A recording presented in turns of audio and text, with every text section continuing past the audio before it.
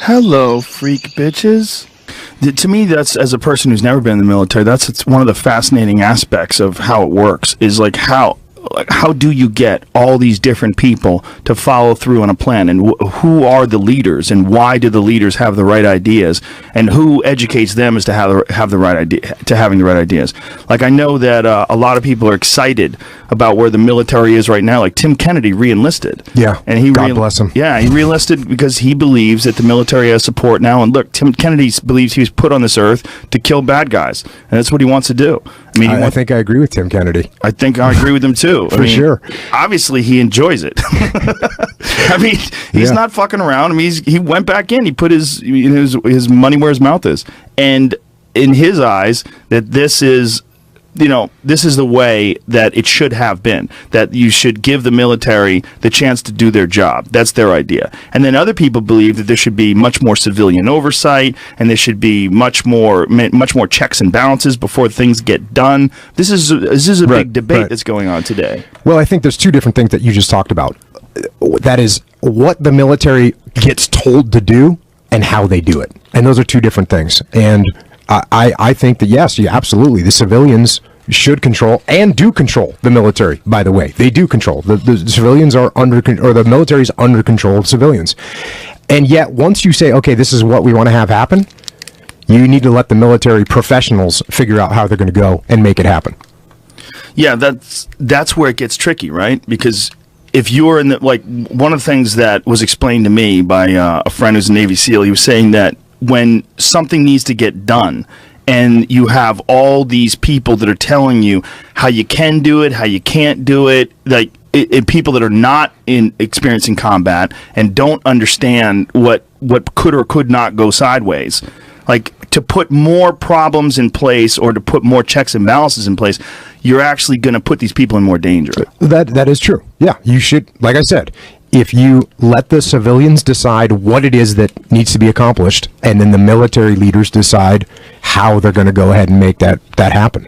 And I mean, it goes back to Vietnam. There was too much civilian oversight of what was happening in Vietnam, and the military leaders they didn't really have the wherewithal, not even the wherewithal, they didn't have the free reign to go out and try and make things happen the way they wanted to, and it ended up in a big quagmire. Well, Vietnam seems like, to me, from an outsider, to be one of the most fucked up wars ever. Absolutely. It didn't totally make sense that it was happening, and then now we know that the Gulf of Tonkin was very likely a false flag, and that there was some sort of motivation to get there in the first place. And then you're dealing with guerrilla warfare for the first time ever in U.S. history. Like, they didn't exactly know how to handle this. No, we didn't. And we didn't adapt very well to what was happening on the ground, which is always going to be problematic if you have close-minded people in the military. If people are closed-minded, you're not going to be able to move forward against when the battlefield changes. And the battlefield changes all the time. I mean, you can look at Iraq. The battlefield changed drastically from this big conventional force that we went up there to fight against Saddam's big army. Well, once that fell apart, then what happened? Now, all of a sudden, we were facing guerrillas again and an insurgency, and it took us several years to change our strategy from we didn't even know what to do. Oh my God, what do we do? There's all these people running around. What do we do with all these people running around, and how do we get these people under control? And the civilians want us here, and yet if we don't do the right thing, now the civilians don't want us here. What do we need to do? So it took us some time to adjust our strategy in Iraq. And luckily, we had some good leaders that went ahead and made those changes. Isn't it also that when you're in war and the strategy, or not the strategy, but the motivation is very clear. Like if you fight against Hitler's army in World War II, this is very clear that you're dealing with an evil force. Whereas in Vietnam, it's like, wait a minute, why are we here? Like, what's going on? Communism? What's happening? Extremely, extremely challenging, no doubt. And that is why, and I've talked about this before, if America or any nation is going to go to war, you have to decide that this is the most important thing in the world. You have to, and the wills that I talk about that you have to execute this war, you got to have the will to kill people. And again, I say this all the time, no one wants to hear it because it's ugly and horrible, but when you say you're going to kill people in war, you're not just going to be able to perfectly kill just the bad guys. Civilians are going to die. It is a nightmare. kids, women. It's horrible. It's awful. And if you think, oh, I'm going to go to war and we're just going to kill the bad guys, it's not going to happen. War is too complex. It's just not going to be saying like, hey, I'm going to go and fight in the UFC and I'm not going to get hit. It's not going to happen. You're going to get hit. You're going to get bruised up. You're going to get dinged. And it's the same thing in war. So you have to have the will to kill people. Of course, it's easy to have the will to kill the bad guys, but then you have to accept the fact that some innocent people are going to die, and that is going to be awful. And then on the other side of the coin is, of course, if you're going to send people to war, Americans are going to die. And there's nothing you can do about it. You have to accept that fact. And, that's why Vietnam was just the ultimate tragedy in many respects, because we were killing a lot of civilians, we were losing a lot of Americans, but we weren't progressing the way we needed to. This is a nightmare. I agree with you 100%. What do you think about transparency? Like when the Bush administration wouldn't let them take photographs of coffins and send them home, like a lot of people are really upset because there's a lot of people that felt like, look, Americans should know that there's a cost to this and they should know that there's consequences to these actions. And they were saying that these consequences and knowing about these consequences could lessen morale, could lessen support back at home when they really need it. And that people didn't really need to know this. So that what they need to know is we're on the right track and we're doing well. Yeah, that's a tough one, and whether it's the right decision to keep the Americans in their beautiful bubble that they live in and let them know that this war is happening, but you don't have to see the brave Americans coming home that are sacrificed their lives. And interestingly, if you remember, I think it was Tarawa, the Battle of Tarawa in World War II, and for the first time, so we needed money to run World War II, a lot of money, war bonds and all that, and we were kind of falling behind and we needed some money. And one of the first times that they released a lot of pictures of dead Americans was, I think it was the Battle of Tarawa, and there was all these Americans washing up on the beach. I mean, Marines that had drowned and got shot, and it was awful, but they did it for a reason. They did it to show like, hey, this is real, this is happening, we need to put pitch in, we need money, we need to, save meat, save oil, don't use your cars, we all need to get in for the big win, right? And that's the opposite of what we're talking about when they're saying, hey, you're not allowed to take pictures of dead Americans that are being killed. And, I think there should be some level of transparency there when America should see what is happening, what is the cost, because it's real easy for Americans to sit there and allow these young kids to go overseas and fight and die or be wounded, gravely wounded, and just to shut those, just ignore them because I don't care because I'm over here in the mall. No, maybe we should not only show pictures of the coffins that are coming back, but maybe we should explore and show the lives that those men sacrificed and who they were and what they did and what their families were like and their wife and kids and mom and dad that they left behind, that they gave up. And why did they give it up? Because they believed in freedom. And so now we're just going to say, oh, that's not happening? No, it's happening, and you need to know it. It is kind of strange, right? When you think about how little access to information people really had back in World War II. They were counting on the news, they were counting on newspapers, and now today we have massive, massive access to information instantaneously, but yet you get less of it when it comes to that. Yeah, and in some ways you get more of it. I mean, obviously when there's an incident that happens overseas, you can find out about it on Twitter as fast as you can find out about it through, waiting for a real news source to come up with it.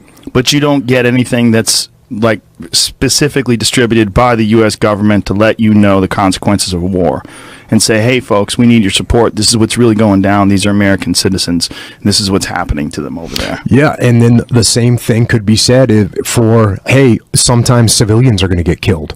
Yeah. And what do we do? What do we do then? Do we brush that under the rug and we just show the Americans getting killed? Or do you universally show what's happening, what war is?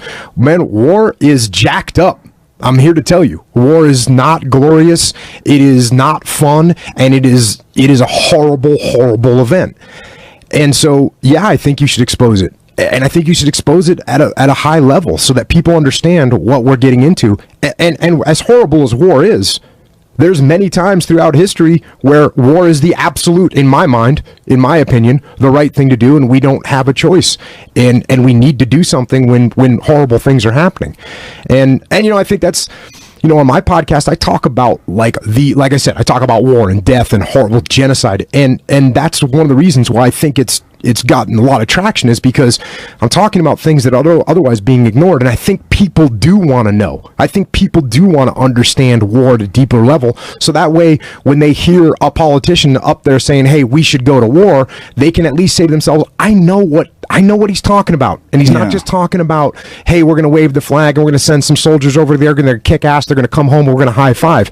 That's not what war is. And let's not ever forget that that's not what war is. War is a man and another man on a battlefield surrounded by people, civilians, and they're trying to kill each other, and it's a bloodbath, and we shouldn't forget that. And is it necessary sometimes? It absolutely is. It absolutely is necessary sometimes, but we better weigh our minds heavily before we make that decision to go and execute.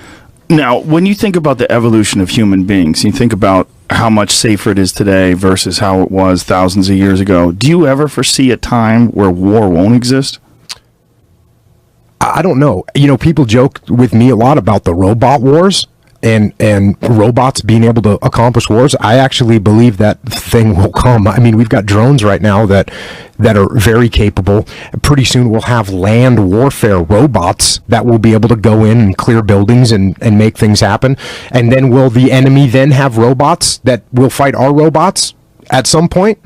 Yeah, and then at some point, will that elevate to a point where we're not dealing with physical robots anymore, but just the software behind the robots, and now it's just a big sort of cyber warfare? That seems conceivable to me. Now, Joe, don't mistake me for some kind of like a Sam Harris intellectual over here, or that I'm going to sit here and explain to you what the future of, warfare from a technical perspective. But from my rudimentary thought process, could it not elevate to a point where we have robots fighting robots, and then that eventually escalates to a point where it's some kind of cyber warfare where it's not physical but it's just information based? That does make sense to me that could happen. Yeah, it makes sense to me too, especially when you see those Boston Dynamic robots. Have you seen those goddamn awesome things? You kick them over, they bounce back up, they run up hills, they can run like 60 miles an hour. Yeah. They're freaks. I mean, it's really, and what they're doing now is just, I mean, who knows where they're going to be 10 years from now. I mean, they're going to be solar powered, they'll be able to live out there with no food. Yeah, it'll be awesome. And then where will we go? Will those robots fight people for a while? Probably. People that don't know any better.